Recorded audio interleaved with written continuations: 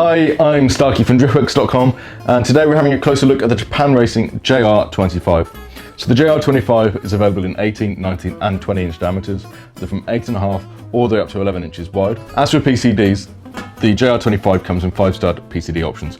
So you can have anything from 5x100 to 5x120. The wheel I got here is a custom JR wheel, so we can drill these out to any PCD you need. So if you've got something like a 5x105 or 5x110 PCD and can't find your wheel, we can get these drilled for you. The JR25 comes in silver, which you can see here. This has got like a machined face on the extruding edges.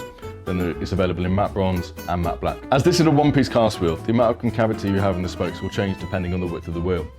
As this is an 11-inch wide wheel, it's got the most concaveness on the spokes. So we really like this wheel. It's just a clean, simple design. It will look great on a huge number of cars. The thin spokes and the big gaps in the middle will really show off your big brake kit if you're putting on something like an M3 or if you've got like an aftermarket D2 brake kit.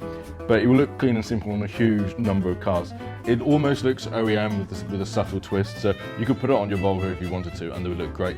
But yeah, we think this will work on a huge range of cars.